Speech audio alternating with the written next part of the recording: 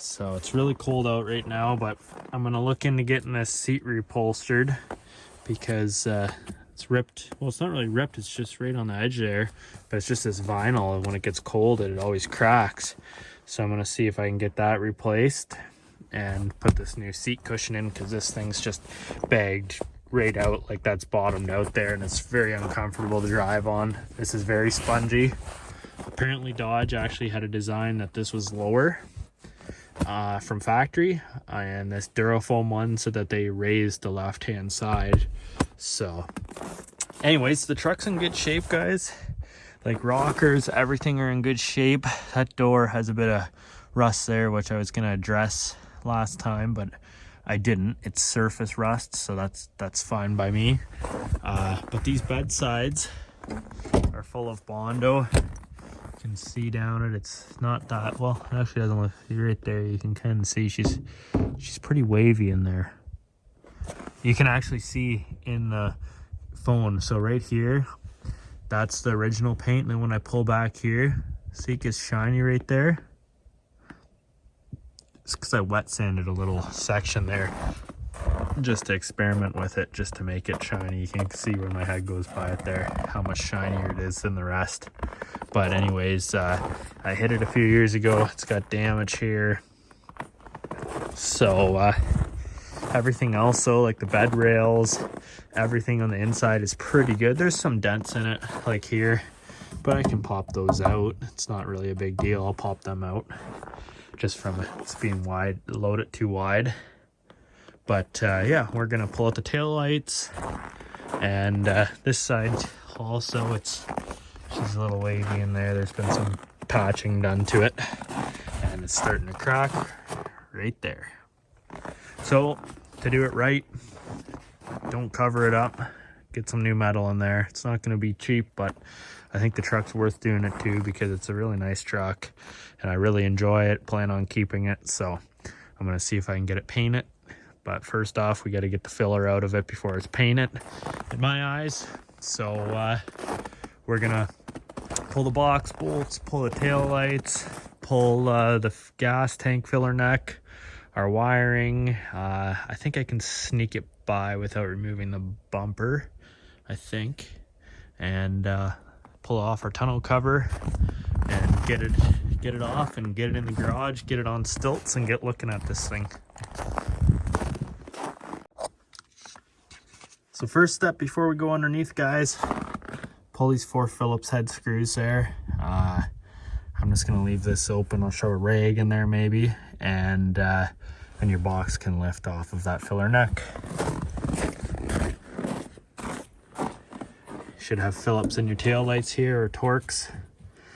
2 there, 2 on the other side. Pull out your tail lights and bulbs, just push the wiring in and leave it sit there. Yank the tailgate, pull out all your stuff out of the bed, and we'll get to underneath and get to telling you what you got to do down there.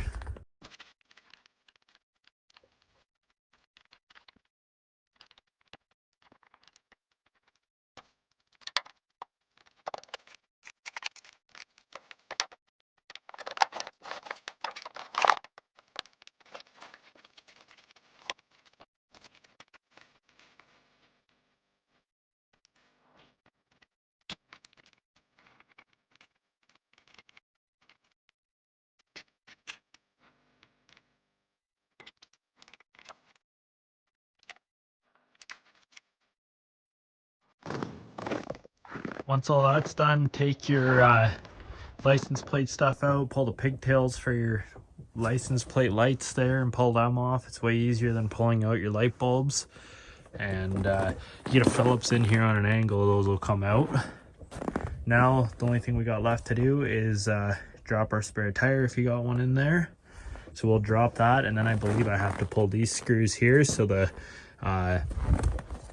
piece can stay down there and I can raise up the box, but I'm not sure. I gotta look at that from underneath. Then we'll get to showing you guys where the 6 bolts are. If you have a short bed, there's only 4, and if you have long bed, it's 6 bolts. Next step, you just pull that pin from there, right there, and this tube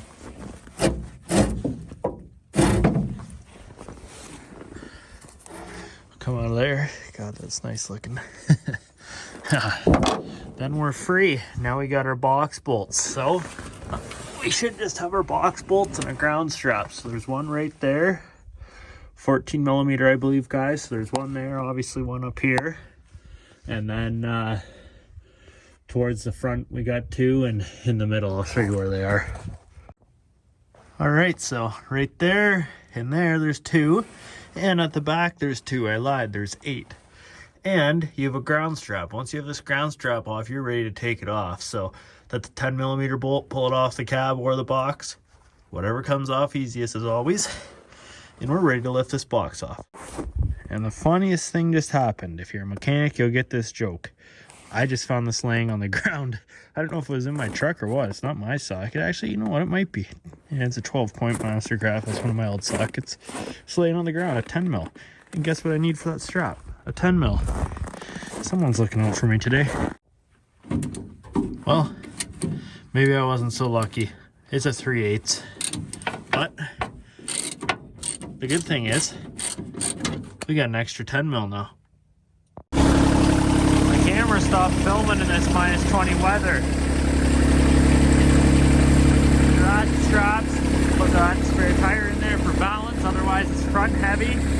And she's off. We're gonna pull the truck out, pull this into the garage.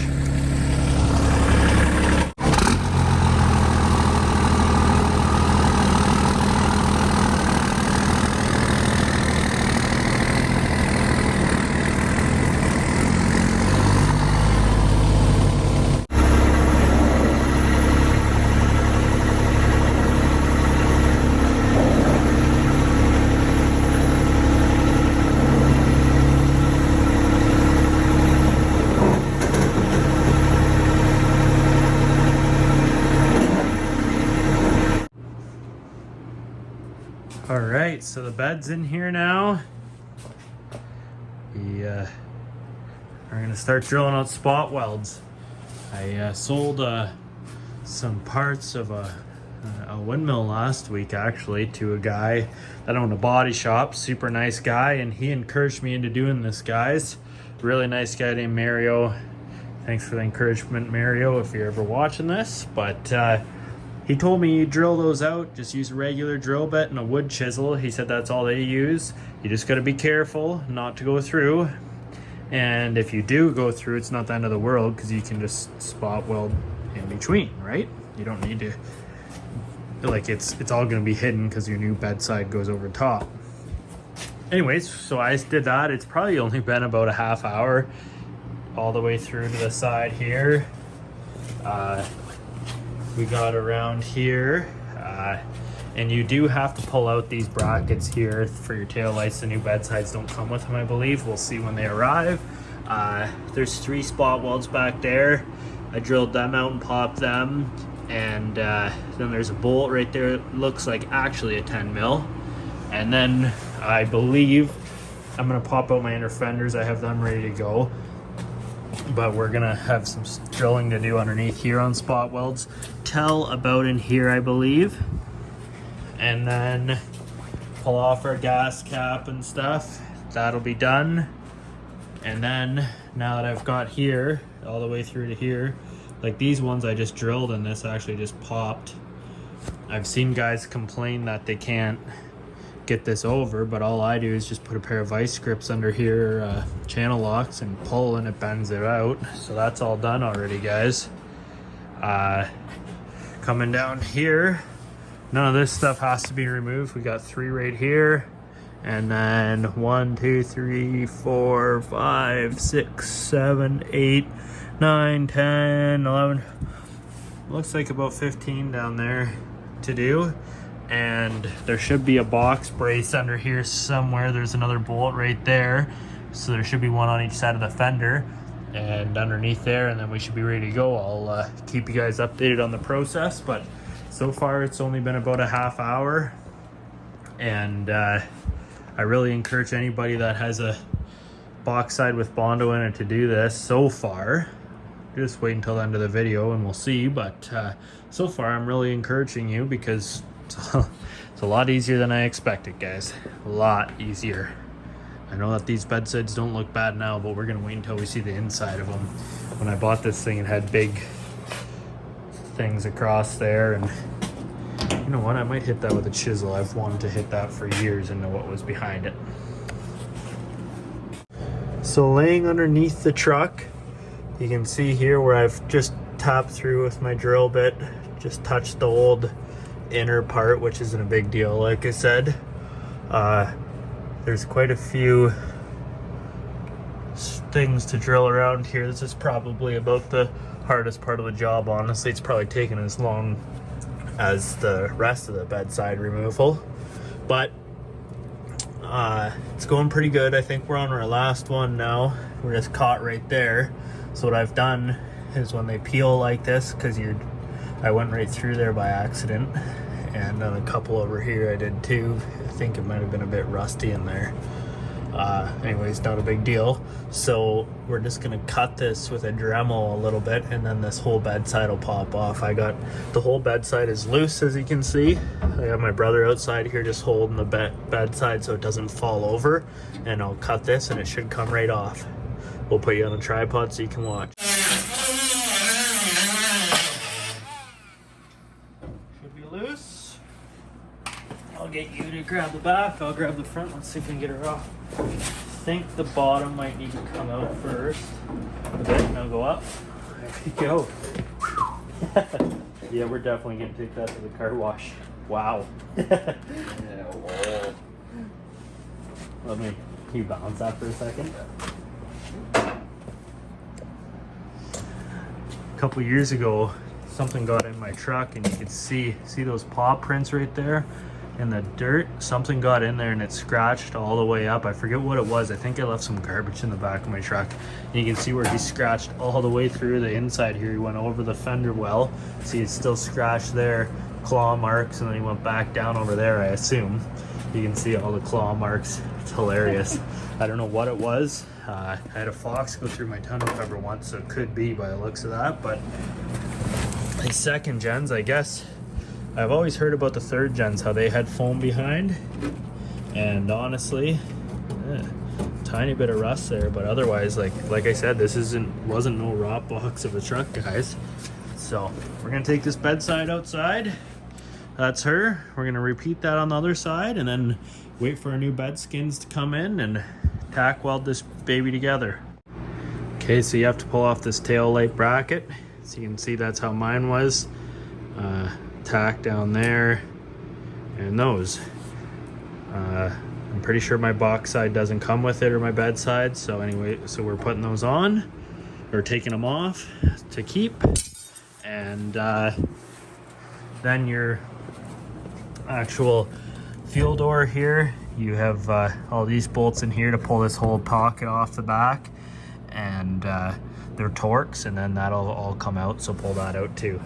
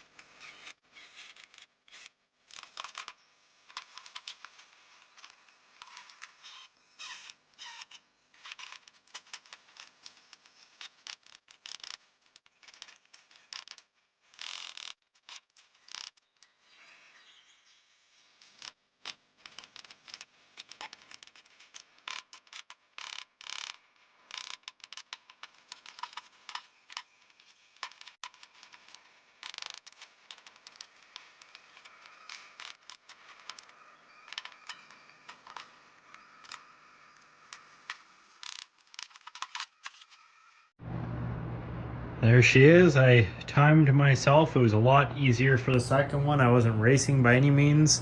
It took me 45 minutes to get the bedside off. Once I knew what was going on with it, where to blow out the spot welds in there and the front.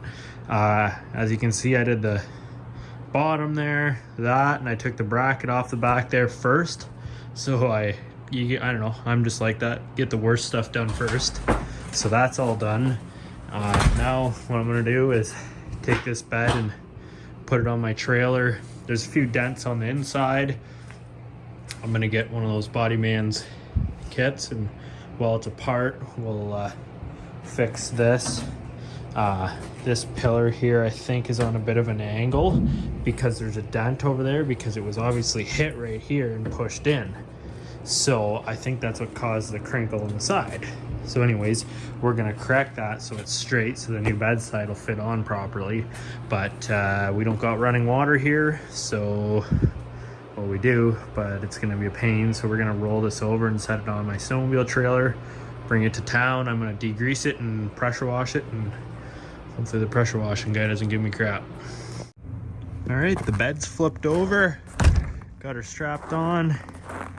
Just gonna try and spray some spray nine on there, but it's too cold out. She just freezes, so we'll try and get the hot water on it at the pressure washer at the wash bay in town, and get her all pressure washed off. And then once it's all clean and degreased, we can get it in and start cleaning up stuff like that rust there that was behind. And it's got like a foam that's just rock hard. It's in between there. I don't know, I might leave it out because then water can wash behind because it just holds the rust.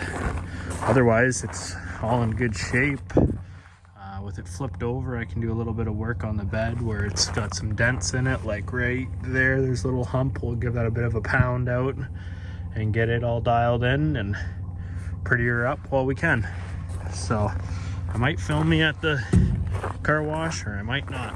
We'll see when we get there what it's like. As always, guys, thanks for watching, and please give the channel a like and a subscribe. If my videos interest you, please click on my channel and check out my other videos.